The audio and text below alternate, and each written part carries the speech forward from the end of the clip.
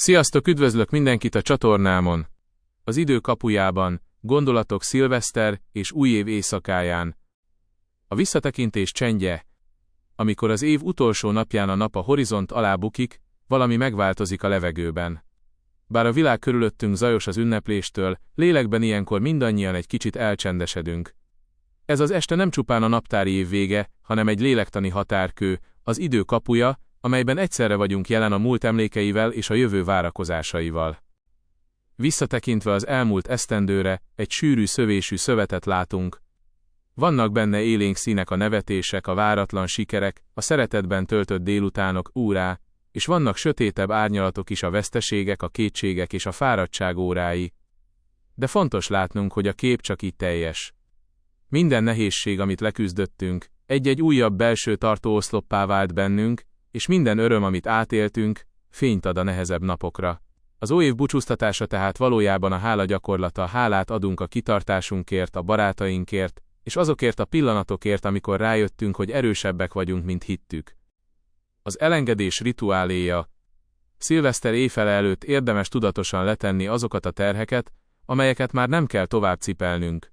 A régi sérelmek, a meg nem valósult álmok feletti kesergés és a felesleges bűntudat mind olyan súlyok, amelyek csak lassítanák lépteinket az új úton. Az ünnepi kocintás buborékjaival együtt engedjük el a múlt árnyait is. Ahogy a tűzijátékok fényei pillanatokra bevilágítják az eget, emlékeztessenek minket arra, a sötétség után mindig jön a fény, és minden vég valaminek a kezdete. Az új év, a lehetőségek tiszta lapja. Amikor az óra elüti az éjfélt, nem csak egy szám változik meg a dátumban, hanem egy új lehetőség születik. Az új év egy érintetlen, hófötte táj, ahol még nincsenek lábnyomok. Ez a pillanat a remény diadala a tapasztalat felett. Ilyenkor elhisszük, és jól tesszük, ha elhisszük, úgy képesek vagyunk a változásra. Azonban az új esztendő igazi titka nem a hangzatos fogadalmakban rejlik, amelyeket gyakran már január végére elfelejtünk. Az igazi ígéret abban az elhatározásban van, hogy jelen leszünk a saját életünkben, hogy értékelni fogjuk a hétköznapok apró csodáit, a reggeli kávé illatát, egy jó szót, a munka örömét vagy a pihenés békéjét. Az új év célja nem az, hogy új embert faragjunk magunkból, hanem az, hogy a már meglévő értékeinket hagyjuk végre felszínre törni. Útra való a következő 365 napra. Ahogy átlépünk az új esztendőbe, ne csak terveket vigyünk magunkkal, hanem bátorságot is. Bátorságot ahhoz, hogy merjünk hibázni, merjünk újra próbálkozni, és mindenekelőtt merjünk boldogok lenni. Az idő nem megállítható, de az, hogy tartalommal és szeretettel töltjük-e meg a mi döntésünk. Kívánom, hogy ez az év legyen a felismerések, a megbékélés és a növekedés éve. Hozzon békét a szívekbe, derűt a mindennapokba, és adjon elég erőt ahhoz, hogy a nehézségekben is meglássuk a tanítást. Köszöntsük az ismeretlent nyitott szívvel, hiszen a legszebb történetek gyakran ott kezdődnek, ahol a régi fejezet véget ér. Első. Az időszámítás harca. Miért éppen január? Az emberiség történetében az új év kezdete mindig a természet körforgásához kötődött. Az ókori egyiptomiaknál a Nílus áradása a mezopotámiaiaknál a tavaszi napi egyenlőség jelentette az új kezdetet. A rómaiak eredetileg március 1-én kezdték az évet, de a politikai élet, a konzulok hivatalba lépése miatt ez egyre korábbra tolódott. Amikor Julius Caesar időszámításunk előtt 46-ban bevezette a Julianus naptárat, Januszt, a kapuk és átjárók istenét tisztelte meg azzal, hogy az ő hónapját, Januarius tette az év elejére. Janusnak két arca volt, az egyik a múltat nézte, a másik a jövőt, ez a kettőség ma is a szilveszter lényege. Érdekesség, hogy a középkorban a keresztény egyház próbálta eltörölni ezt a pogány szokást, és sokáig december 25-ét, Jézus születése, vagy március 25-ét, gyümölcsoltó boldogasszony tekintették az év kezdetének. Csak a 16. század végén a Gergely naptárral vált globálisan elfogadottá a január 1-je. Második. A magyar néphid, gonoszjáró éjszakája. A magyar paraszti világban a szilveszter az egyik legveszélyesebb éjszakának számított. Úgy hitték, ilyenkor megnyílik a világ a szellemek előtt. Ezért alakult ki a zajkeltés rituáléja, amit ma már csak bulinak gondolunk. A karikás ostor. A pásztorok hatalmasat durrogtattak vele a falu szélén, hogy elzavarják a rontást. A tüzes kerék. Erdélyben és a Dunántúlon is szokás volt szalmával körbetekert kerekeket meggyújtani és legurítani a domboldalon. Ez a nap győzelmét szimbolizálta a sötétség felett. Hajnalozás. A fiatalok házról házra jártak énekelni és jó kívánságokat mondani, amiért cserébe ételt vagy italt kaptak. Ezzel biztosították a közösség jövő évi jólétét. Harmadik. Gasztromágia. Miért pont lencse és miért tilos a hal? Az újévi ételek nem véletlenül kerülnek az asztalra, minden egyes falatnak analógiás mágia az alapja, vagyis amit eszel, olyanná válik az éved. Lencse, bab, borsó, apró, kerek formájuk miatt a pénzérméket jelképezik. Minél többet eszel belőle, annál gazdagabb leszel.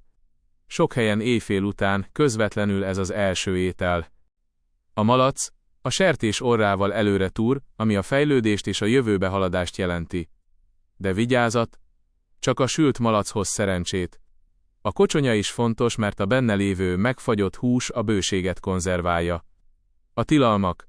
Január 1-én nem szabad halat enni, kivéve a folyóparti településeken, mert elúszik a szerencse. Tilos a baromfi, mert elkaparja a szerencsét. Még a kenyeret is frissen kell szegni, hogy ne éhezzen a család az évben. Negyedik. A szilveszteri időjóslás tudománya. Régen nem volt meteorológia, ezért a gazdák maguknak jósoltak. A leghíresebb a hagymakalendárium. Vettek egy nagy fejvörös hagymát, 12 gerezdre szedték, ez a 12 hónap, és mindegyikbe sót tettek. Amelyik gerezd reggelre átnedvesedett, az a hónap esősnek ígérkezett, amelyik száraz maradt az aszályosnak. Ebből tudták, mikor kell vetni és aratni. Emellett figyelték a szilveszteri szelet is, a piros hajnal és az erős szél háborút vagy nagy viharokat jósolt. 5. Az első látogató és a nemek harca. Sok kultúrában, Skóciától Magyarországig kritikus fontosságú volt, kilép be először a házba újév reggelén. Férfi látogató. Szerencsét hoz. Ha az első vendég férfi, az erő és bőség jele. Női látogató. Bal szerencsét jelentett a régi hiedelem szerint, mert a nőknek felforgató erőt tulajdonítottak.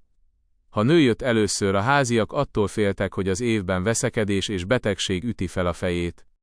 A kéményseprő, ő a korom és a tűz ura, aki megtisztítja az utat a füstnek és a rossz szellemeknek, ezért lett a szerencse egyetemes jelképe. 6. Világ körüli furcsaságok. A dán tányéroktól a brazil fehér ruháig. A világ minden táján másképp csalják meg a sorsot. Dánia. Egész évben gyűjtik a csorba tányérokat, majd szilveszter éjjelén odaütik a barátaik ajtófélfájához. Minél nagyobb a kupac az ajtód előtt, annál népszerűbb vagy. Brazília. Mindenki fehér ruhába öltözik, és kimennek az óceánpartra. 7 hullámot kell átugrani, és minden ugrásnál egy kívánságot mondani Iemanjának, a tengeristennőjének. Japán. 108-szor kondítják meg a harangokat a buddhista templomokban. Miért 108? Mert a hitük szerint ennyi bűnös vágy és kísértés sújtja az embert, és minden kondulás egyet-egyet elűz ezek közül. 7. A pezsgő és a luxus demokratizálódása. Hogyan lett egy méregdrága francia borból az évfordulók itala? A 19. század előtt a pezsgő csak a királyi udvarok kiváltsága volt.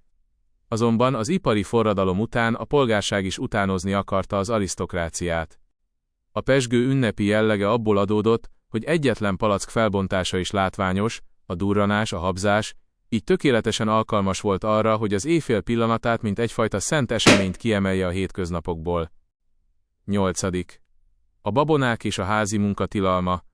Szilveszterkor és újévkor megáll az élet a háztartásban is.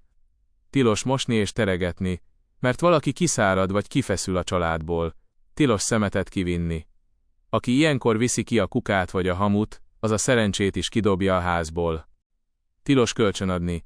Bármit adsz ki a házból, pénzt, sót, eszközt, az azt jelenti, hogy egész évben kifelé megy majd minden, és szegénység vár rád. 9.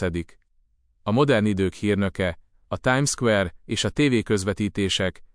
A szilveszter az első globális médiaesemény. Az 1900-as évek elején New Yorkban a New York Times székháza előtt indult a buli. Amikor a tűzijátékot betiltották, egy tengerészeti időjelző gömböt alakítottak át. Ma már milliárdok nézik a tévén keresztül a különböző időzónák váltását Sydneytől Londonig, ami egyfajta globális egységélményt ad az emberiségnek. 10. A fogadalmak pszichológiája. Miért bukunk el februárra? Az újévi fogadalom, New Year's Resolution, nem csak szokás, hanem mentális igény a tiszta lapra. Statisztikai érdekesség, hogy a fogadalmak 80%-a február közepére elbukik. Az agyunk szereti az újrakezdés illúzióját, ezt hívják fresh start effektnek, de a szokások megváltoztatása nehezebb, mint egy naptárlap lehajtása. Régen a fogadalmak vallásos jellegűek voltak, bűnbánat, ma már inkább önfejlesztőek, fogyás, sport. Boldog, békés és lehetőségekben gazdag új esztendőt mindenkinek!